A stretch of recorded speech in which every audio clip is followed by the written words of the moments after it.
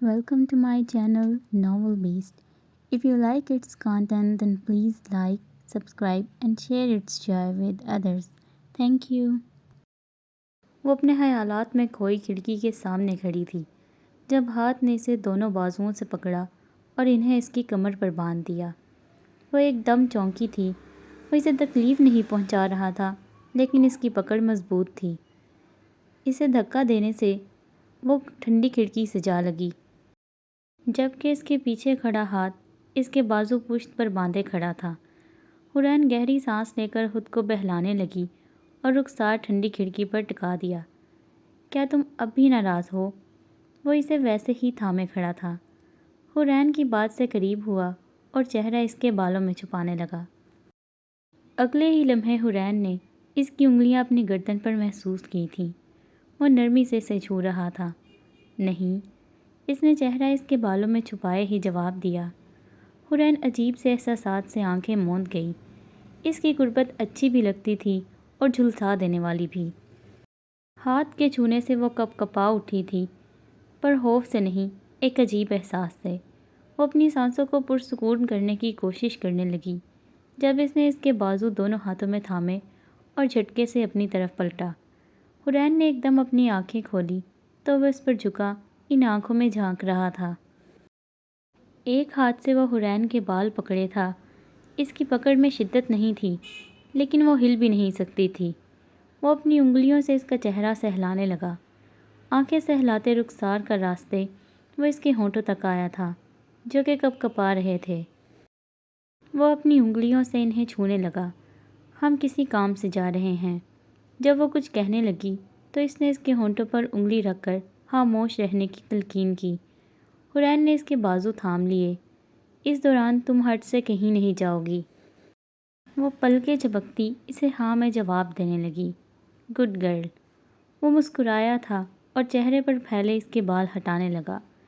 وہ جاننا چاہتی تھی کہ آخر وہ کہاں جا رہا ہے، کیوں جا رہا ہے اور کب آئے گا، لیکن اس نے اپنے لب کھولنے کی اجازت بھی نہ دی۔ جب میں واپس لوٹوں گا، وہ اب نرمی سے اس کے کان کی لو کو چھو رہا تھا اور پھر اس کی گردن کے ہم کو اپنی انگلی سے ٹریس کرنے لگا۔ حورین کی سانسیں بری طرح سے ٹوٹ پھوٹ کا شکار ہوئی تھیں۔ تو ہم تمہارے کندھے اور بازو کے نشان کے بارے میں فرصت سے بات کریں گے۔ جب اس کی انگلی اپنے طے شدہ راستے پر گامزن رہی تو اس نے آنکھیں میچ لیں۔ اس نے ہاتھ کے بازو دبوچ رکھے تھے۔ وہ دوبارہ اسی راستے پر اس کی گردن ٹریس کرتا انگلی کو اس کی ٹھوڑی تک لے آیا اور پھر اس کی پیشانی کا بوسہ لے کر اپنی پکڑ سے آزاد کر دیا۔ حورین پہلے تو اپنے پیروں پر لڑکھڑا گئی۔ جب تک اس نے خود کو سنبھالتے ہوئے آنکھیں کھولی وہ وہاں سے غائب تھا۔ کاغان ویلی سے کچھ فاصلے پر بنی اس بلڈنگ پر وہ پچھلے 1 گھنٹے سے مسلسل نظر رکھے تھا۔ وہ اس طرح کے آپریشن کئی بار لیڈ کر چکا تھا، لیکن اس بار یہ سب اس کے لیے ذاتی حیثیت رکھتا تھا۔ بلڈنگ میں داخل ہونے کا صرف ایک ہی راستہ تھا، جہاں 3 پہرے دار موجود تھے۔ اسی طرح ایک بلڈنگ کے پچھلی طرف، جبکہ دونوں اطراف میں مسلسل گشت لگا رہے تھے۔ ہاتھ نے اعظم اور سکندر کو بلڈنگ کی پچھلی طرف سے جانے کا اشارہ کیا۔ احتشام اس کے تمام سیکیورٹی سسٹم کو بند کر چکا تھا۔ 10 سال کی عمر سے شوٹنگ پریکٹس کرنے کے سبب وہ بہترین سنائپر تھا۔ جیسے ہی اعظم اور سکندر نے آدھا راستہ طے کیا، ہاتھ نے اپنی قابلیت کا مظاہرہ کرتے ہوئے بلڈنگ کے پیچھے موجود پہرے دار کو شوٹ کر کے گرا دیا۔ اعظم اور سکندر اب پچھلی طرف سے بڑھتے ہوئے اس کے اطراف میں آئے اور دونوں نے وہاں موجود پہرے داروں کو چاقو کی مدد سے ابدی نیند سلا دیا۔ ہاتھ کے اشارے سے اب ان کے 2 نئی ساتھی، جو ان سے الگ جگہ سے ہر طرف نظر رکھے تھے، اب بلڈنگ کی طرف بڑھنے لگے، جبکہ احتشام انہیں لیڈ کر رہا تھا۔ گیٹ پر موجود پہرے دار کو جیسے ہی ہاتھ نے شوٹ کیا تو باقی کے 2 فوراً الرٹ ہو گئے، لیکن وہ کوئی شور مچا پاتے یا فائر کرتے اس سے پہلے احتشام اور باقیوں نے انہیں آ دھرا۔ ہاتھ بھی اس گن کو وہاں چھوڑتا اب بلڈنگ کی طرف بڑھ گیا۔ وہ لوگ اسے باہر سے ریسکیو کر چکے تھے، اب باری اندر کی تھی۔ اعظم اور ایک اور جوان کو باہر رک کر نظر رکھنے کا اشارہ کرتے انہوں نے گیٹ کو انہوں نے گیٹ کو بارود سے اڑا دیا اور اندر داخل ہو گئے۔ ان پر اچانک وار ہوا تھا جس کے لیے وہ تیار نہ تھے۔ انہیں سنبھلنے کا موقع دیے بغیر وہ ان کے 5 آدمیوں کو جہنم واصل کرنے میں کامیاب رہے۔ وہاں ان کے اندازے سے زیادہ لوگ موجود تھے۔ گولیوں کی آواز ہر طرف گونج رہی تھی۔ وہاں قید کیے گئے لوگ چیخ رہے تھے۔ کسی کی نظر میں آئے بغیر تیز رفتار گولیاں انسانی وجود کو چھلنی کر رہی تھیں۔ ہاتھ اپنی ٹیم کو لیڈ کرتا ہوا آگے بڑھ رہا تھا۔ اسے اس وقت صرف فواد کے خون کی چاہ تھی، باقی سب وہ کہیں پیچھے چھوڑ آیا تھا۔ اسی دوران ہوا کو چیرتی ہوئی ایک گولی ہاتھ کے سینے میں آ کر لگی اور وہ اس کی شدت سے لڑکھڑایا تھا۔ خود کو سنبھالتے ہوئے وہ دیوار کے سہارے لے کر اس کے پیچھے کھڑا ہو گیا۔ بلٹ پروف ویسٹ کی وجہ سے گولی اس کا سینہ چاک نہیں کر پائی تھی۔ اس نے اس دوی میں ایک گہرا سانس بھرا تھا۔ وہ دیوار کی اوٹ سے نکلا اور اپنے دشمن کو اس گولی کا جواب گولیوں کی بوچھار سے دیا۔ محض آدھے گھنٹے سے بھی کم وقت میں وہ جگہ مکمل طور پر قبضے میں لے لی گئی۔ سکندر کی بازو پر لگی گولی کے علاوہ انہیں اور کوئی نقصان نہیں ہوا۔ کچھ ہی وقت میں ایک اور ٹیم اس جگہ پہنچی تھی، لیکن جس چیز سے ہاتھ شدید بھڑک اٹھا تھا وہ فواد کی غیر موجودگی تھی۔ اس کی تمام ٹیم وہاں موجود قیدیوں کو رہا کر کے ایک کمرے میں لے جا رہی تھی۔ ان میں نامور شخصیات سے لے کر عام لوگوں تک سب شامل تھے۔ احتشام ان کے کمپیوٹر سے تمام ڈیٹا نکال رہا تھا، جبکہ ہاتھ کے سامنے ایک شخص کرسی پر بندھا تھا۔ وہ اس جگہ کا انچارج تھا۔ اس وقت ہاتھ کی زبان پر صرف ایک سوال تھا، فواد کہاں ہے؟ جب اس شخص نے اس کے سوال کا جواب خاموشی سے دیا تو وہ اپنی کرسی سے اٹھتا ایک طرف بڑے میز کی طرف بڑھنے لگا۔ وہاں لوگوں کو ٹارچر کرنے کے لیے مختلف اوزار موجود تھے۔ وہ مختلف چیزوں کو اپنی انگلیوں کی پوروں سے محسوس کرتا ایک ہتھوڑی پر رکا تھا۔ مجھے نہیں لگتا کہ تم چاہو گے کہ میں ان چیزوں کا استعمال تم پر کروں۔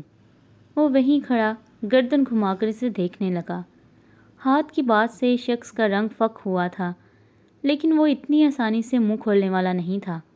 ہاتھ مسکرا پڑا۔ بہت ہی اچھے، اگر تم اتنی آسانی سے بتا دیتے تو مجھے مزہ نہ آتا۔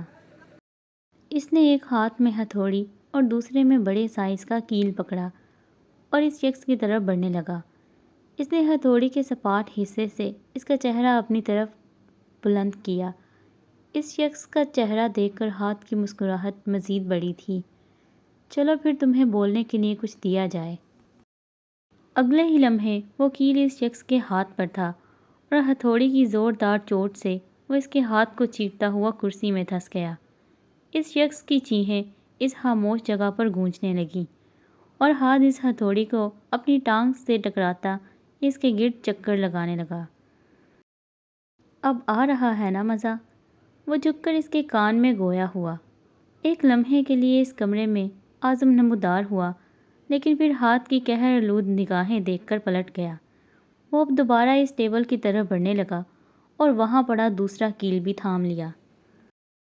یقین کرو مجھے بہت مزہ آ رہا ہے، لیکن کیا ہے کہ میری بیوی میرا انتظار کر رہی ہے، اس لیے میں تمہارے ساتھ زیادہ ٹائم سپینڈ نہیں کر سکتا، اس نے دکھی انداز میں کہا اور اس کے سامنے آ کھڑا ہوا۔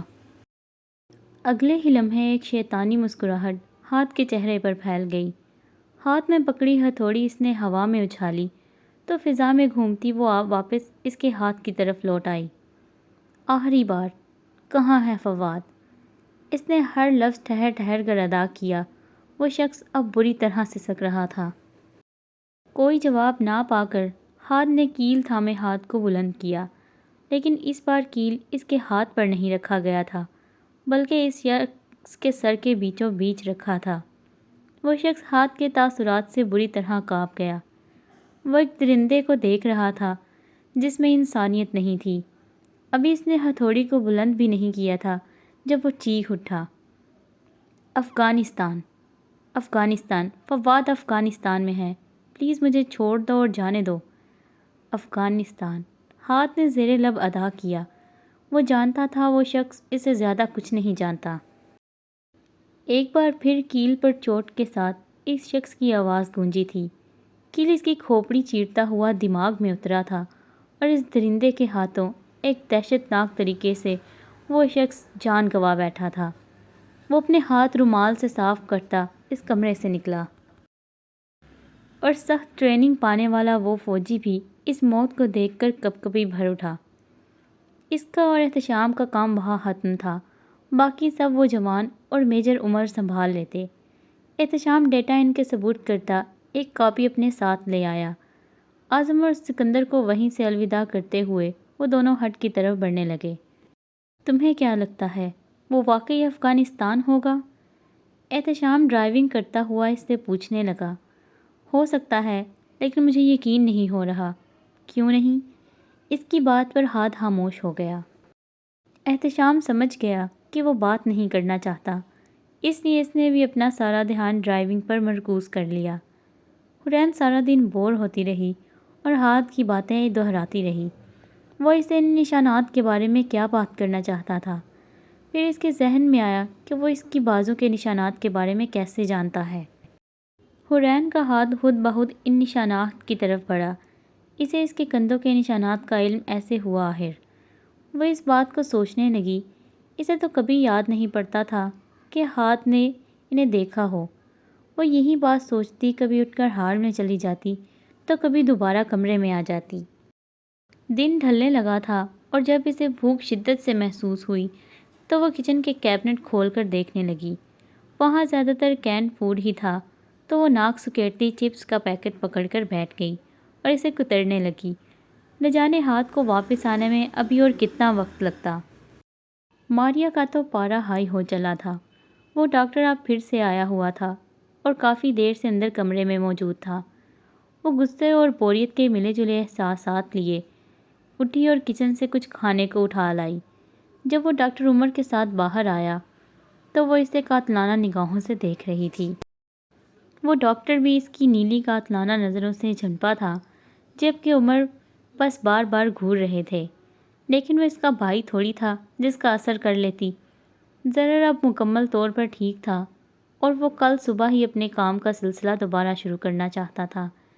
ڈاکٹر کے مطابق اسے آرام کرنے کی ضرورت تھی، لیکن وہ اس آرام سے تھک چکا تھا۔ فریش ہو کر وہ خود کو قدرے بہتر محسوس کر رہا تھا۔ عمر صاحب بھی اس کے فیصلے سے کچھ پریشان تھے، لیکن وہ بھی اپنی ضد پر تھا۔ پہلے ہی اس وجہ سے اسے کاغان مشن سے ہٹا دیا گیا تھا۔ وہ اپنی دوائی کھاتا بیڈ پر لیٹ گیا اور آنکھیں بند کر لیں۔ حورین کھڑکی سے مسلسل باہر دیکھے جا رہی تھی کہ وہ کب آئے گا۔ جب ہاتھ کی گاڑی درختوں میں سے نمودار ہوئی تو وہ خوشی سے اچھلتی انگلیوں سے بال سلچالتی ہال میں آ کھڑی ہوئی۔ دروازہ کھول کر احتشام پہلے ہٹ میں داخل ہوا اور اس کے بعد ہاتھ۔ وہ وہاں آنے سے پہلے راستے میں ہی کپڑے بدل چکا تھا، لیکن وہ پہلے فریش ہونا چاہتا تھا، اس لیے حورین کو دیکھ کر کمرے کی طرف چلا گیا اور وہ اپنا ہونٹ چباتی رہ گئی۔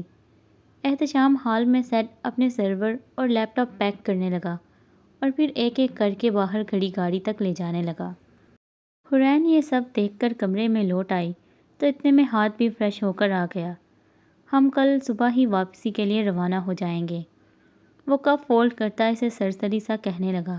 اوہ، حورین اپنے ہونٹوں کا چھوٹا سا زیرو بنا کر کہنے لگی۔ جب وہ اس کے سامنے آ کھڑا ہوا اور شانوں سے تھام لیا۔ طبیعت کیسی ہے تمہاری؟ وہ اس کی پیشانی چھو کر چیک کرنے لگا، لیکن وہ ٹھیک تھی۔ ٹھیک ہوں، وہ اسے کہہ کر نظریں جھکا گئی تو ہاتھ اس کے بازو سے ہلانے لگا۔ ہم کل جب یہاں سے نکلیں گے تو واپسی پر اسلام آباد کچھ وقت کے لیے رکیں گے۔ وہ اب اس کی طرف دیکھنے لگی اور اس کے سینے سے سر ٹکا گئی۔ اگر تم کوئی شاپنگ کرنا چاہتی ہو تو میں تمہیں لے چلوں گا۔ وہ جب سے ہاتھ کے ساتھ تھی تب سے پہلی بار اس گھر سے نکلی تھی، اور اب وہ بہت بہتر تھی تو اسے ایک جگہ قید رکھنے کا کوئی جواز نہیں تھا۔ مجھے بھیڑ پسند نہیں، وہ ہاتھ کے گرد بازو لپیٹتے ہوئے کہنے لگی تو اس نے اپنے حصار میں لے لیا۔ لیکن میں کسی خاموش جگہ پر تمہارے ساتھ چلنا چاہوں گی، وہ اس کے سینے میں چہرہ چھپاتی کہنے لگی۔ اس کی بات پر وہ ہنس پڑا۔ تو اب مجھے حورین مرزا کے لیے خاموش جگہ بھی ڈھونڈنی ہوگی۔ بالکل، وہ اس کی خوشبو کو خود میں اتارتی کہنے لگی۔ حور؟ اس نے جھک کر حورین کے سر کو چوما تھا۔ اچھی کوشش تھی۔ جب حورین کو احساس ہوا کہ وہ پکڑی گئی تو اس سے دور ہونے لگی، لیکن اب وہ اس کے مضبوط شکنجے میں تھی۔ تمہارے جسم پر موجود تمام نشانات میں دیکھ چکا ہوں، وہ اب سنجیدہ مگر دھیمی آواز میں کہنے لگا۔ ماحول کے بدلنے پر اس نے خود کو آزاد کروانا چاہا، لیکن بے سود، تو اس نے بھی ہار مان لی۔ میں اس بارے میں بات نہیں کرنا چاہتی۔ اس کی زبان نے پھر سے ہکلانا شروع کر دیا تھا۔ وہاں کتنے لوگ موجود تھے؟ وہ بھی ان نشانات کے بارے میں کوئی بات نہیں کرنا چاہتا تھا۔ وہ اس کی حورین کو مزید خوبصورت بناتے تھے۔ 3 جو انگوٹھی تم نے میرے آفس میں دیکھی، وہ ان میں سے ایک کے پاس تھی۔ جی۔ وہ آنکھیں موندے اس کے سینے میں چہرہ چھپائے ہوئے تھی۔ تمہیں میرے بازو کے نشانات کا کیسے پتہ؟ آخر کار اس نے اپنی سوچ کو آواز دی تھی۔ جب میں تمہیں کل واپس لایا تب دیکھے۔ اس نے اس کے سینے سے چہرہ اٹھا کر اس کی طرف دیکھا۔ تب کیسے؟ وہ لچتی ہوئی پوچھنے لگی۔ کل جب ہم یہاں پہنچے تو تم بے ہوش تھی، تو تمہارے کپڑے بدلتے ہوئے دیکھے۔ وہ اسے بیڈ کی طرف دھکیلتے ہوئے سہولت سے بتانے لگا۔ حورین نے اسے سرخ چہرہ اور پھٹی ہوئی آنکھوں سے دیکھا۔ اگلے ہی لمحے اس کی چیخ ہٹ میں گونجی تھی۔ کیا